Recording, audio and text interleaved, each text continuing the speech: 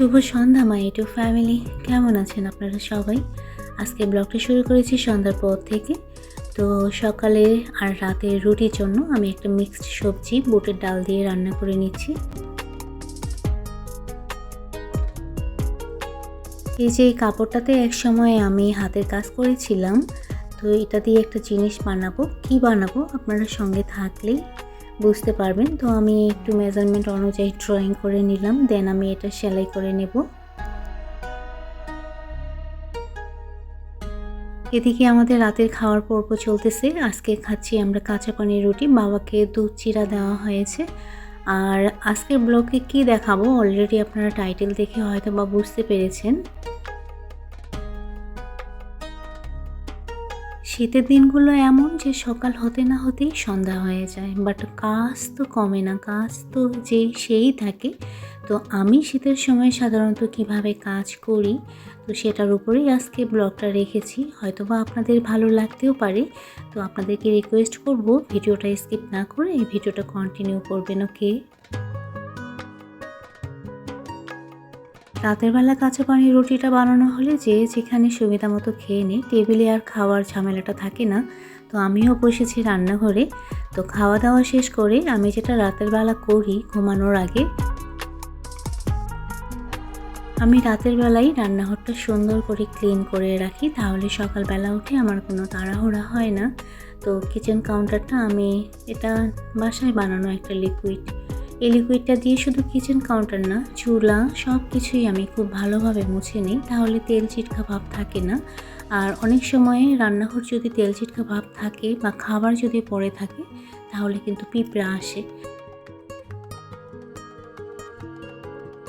চুলার ব্যাক সাইডে আমি ডিমের খোসা রাখি, কারণ মাঝে মাঝে টিকটিকি আসার চান্স থাকে। তো টিকটিকি কিন্তু ডিমের খোসা থাকলে আসে না। আর রাতের বেলায় আমি সব উপরের কাউন্টার চুলো এগুলো মুছে নেওয়ার পরে রান্নাঘরের মেঝেটাও সুন্দর করে ঝেড়ে নিয়ে মুছে নেই, কারণ অনেক সময় রান্নাঘরের মেঝেতে খাবার পড়ে আর সেই খাবারের মধ্যেই কিন্তু পিঁপড়া আর ককরোচ আসে। রাতের বাসন কাসন আমি রাতেই ধুয়ে একদম শুকিয়ে ঢুকিয়ে রাখার চেষ্টা করি, কারণ আমার বর বলে যে বাসি বাসন থাকলে বরকত হয় না। আর ককরোচ মুক্ত রাখার জন্য আমি রান্নাঘরে মাঝে মাঝে কি করি, বাজারে যে ককরোচ মারার চক পাউডার পাওয়া যায় সেগুলো দেই।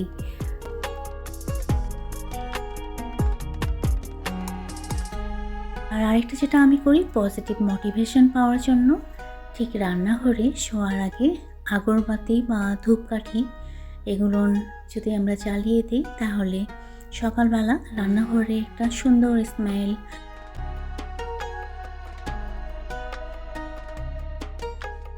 রাতের বেলা ঘুমানোর আগে এই কাজগুলো আমি করে রাখি দেখে সকালবেলা আমার কোনো তাড়াহুড়া হয় না। আর সকালবেলা যখন আমি রান্নাঘরে আসি একটা ফ্রেশনেস ফিল করি, কারণ রান্নাঘরটা আমার একদম গুছানো থাকে। আর গুছানো রান্নাঘরে কাজ করতে কিন্তু খুব ভালো লাগে।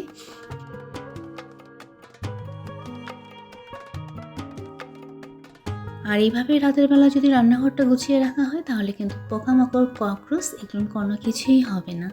তো যাই হোক, এখন আমি সব লাইট বন্ধ করে দিয়ে রান্নাঘর থেকে বের হব।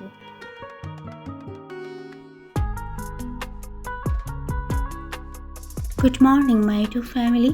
নেক্সটই সকালবেলা চলে এসেছি একটা হেলদি ড্রিঙ্কস নিয়ে ছাদে।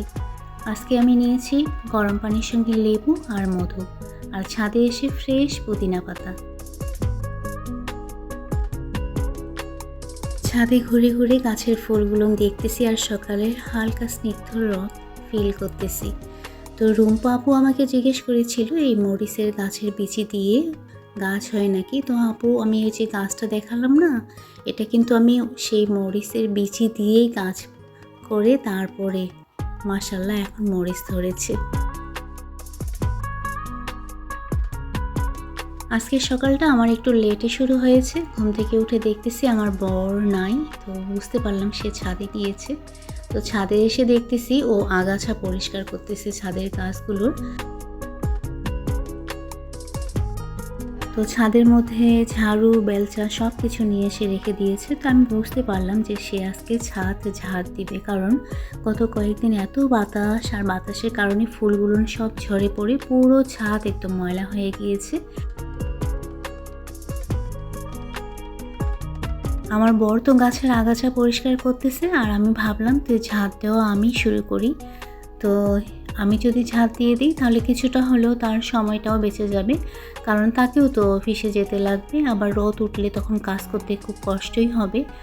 আর কাজ ছোট বড় না, কাজ আমার বা তার না, কাজ কাজই। আমরা সবাই সবাইকে সব ধরনের কাজে সহযোগিতা করি, যে যতটুকু পারে।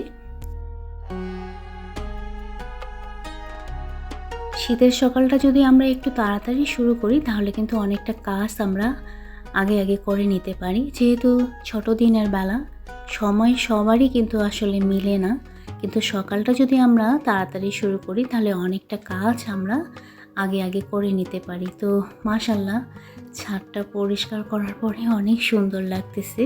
তো আমি ঝাড় দিয়ে দিয়েছি, আর এদিকে যেহেতু নাস্তার সময় হয়ে গিয়েছে, আমাকে গিয়ে আবার নাস্তা বানানোর লাগবে সকালে।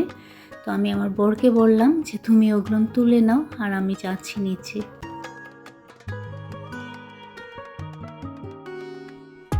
তো এদিকে রান্নাঘরে চলে এসেছি, আমি রুটি বানিয়ে নিচ্ছি। কালকে তো সবজি রান্না করাই আছে, রাতের বেলা যে বানিয়েছিলাম।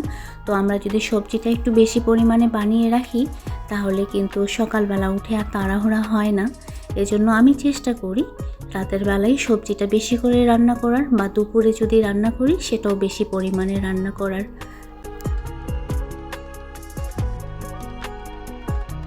শুধু সবজি না, আমি চেষ্টা করি রুটিটা যখন বানাই তো রুটিটাও বেশ পরিমাণে বানানোর চেষ্টা করি।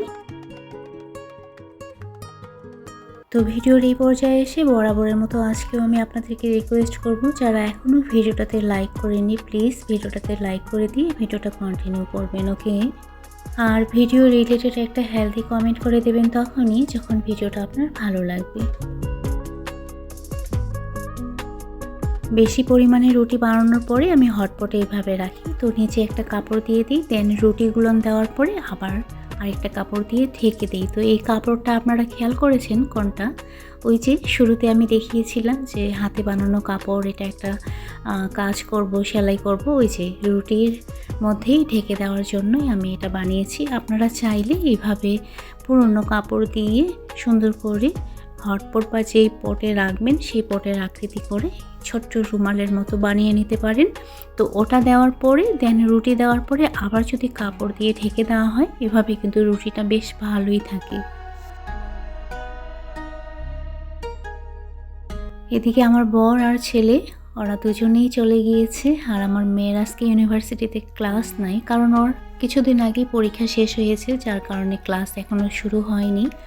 তো ও টিভি দেখতেছে আর সিম বেছে দিচ্ছে। তো আমার মেয়ে তো যথেষ্ট হেল্প করে। এরকম যদি বাসার প্রত্যেকটা মেম্বার যদি কোনো না কোনো কাজে যার যার মতো করে হেল্প করে তাহলে আমাদের মতো গৃহিণীদের জন্য কিন্তু অনেকটা সহজ হয়ে যায় কাজের ক্ষেত্রে। আপনারা খেয়াল করেছেন ড্রয়িং রুমের সোফাগুলো আমি ঢেকে দিয়েছি। ঠিক এভাবে যদি সোফাগুলো ঢেকে রাখা যায় তাহলে কিন্তু ডেইলি ঝাড়তে লাগে না। আর শীতের সময় তো এমনিতেই যেহেতু সময় কম, বেলাটা ছোট দেখে কাজের সময়টা মেলানো যায় না। তো এইভাবে ঢেকে রাখতে আপনারাও পারেন।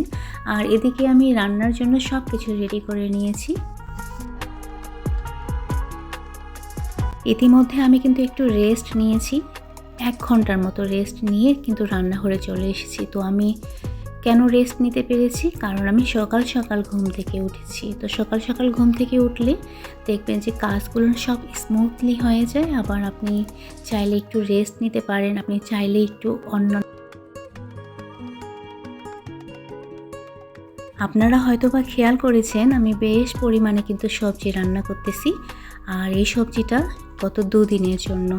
আগে আমি ডেইলি রান্না করতাম, বাট যখন থেকে আমার অসুখ ধরা পড়েছে তো ডেইলি রান্না করি না। আমি একদিন রান্না করি, একটু বেশি পরিমাণে রান্না করি যেন সেটা 2 দিন হয়ে যায়।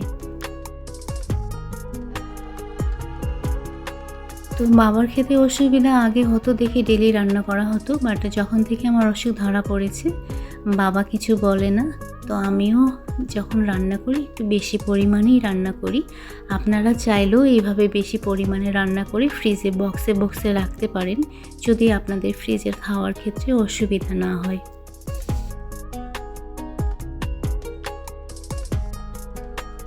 তো নতুন আলু দিয়ে আজকে মাংস রান্না করব। তো মাংসটা কষে নিয়ে দেন আমি আলু দিব, কারণ নতুন আলু তাড়াতাড়ি সেদ্ধ হবে। আর এদিকে কিন্তু আমি গান শুনতে শুনতে কাজ করতেছি। মাইন্ডটাকে ফ্রেশ আর পজিটিভ রাখার জন্য মাঝে মাঝে আমি কি করি, স্পিকারে গান শুনে কাজ করি। রান্নার ক্ষেত্রে যদি আপনি আপনার মাইন্ডটা পজিটিভ রেখে রান্না করেন, তাহলে আপনার হাতের রান্না যারা যারা খাবে তাদেরও মাইন্ড পজিটিভ থাকবে। আর এদিকে আমার মেয়ে ঝাড় দিয়ে দিচ্ছে। তো রান্না করার সময়ে আমি চেষ্টা করি বাকি কাজগুলো করার, কারণ রান্না তুলে দেওয়ার পরে তো আর বসে থাকতে লাগে না। তো রান্নার ফাঁকে ফাঁকে যদি আমরা বাকি কাজগুলো, এদিকে আমার রান্নাও হয়ে গিয়েছে আর রান্নাঘরটা আমি একদম সুন্দর করে ক্লিন করে নিয়েছি। আর আরেকটা কাজ আমি যেটা করি প্রায় টাইম, আমি এরকম করে পেঁয়াজ বক্সের মধ্যে করে রেখে দিই ফ্রিজে। তাহলে যখন আমার রান্না করার সময় পেঁয়াজ দরকার, জাস্ট আমি বের করে কেটে নিই। এতে কিন্তু সময় অনেকখানি বেঁচে যায়। আচ্ছা, আরেকটা রিকোয়েস্ট করব, যারা আজকে প্রথম আমার চ্যানেলটা ভিজিট করেছেন, আপনারা এই ধরনের ডেইলি লাইফস্টাইল ব্লগ যদি পছন্দ করেন, তাহলে আমার চ্যানেলটা সাবস্ক্রাইব করে দিয়ে আমার পাশে থাকবেন। ওকে।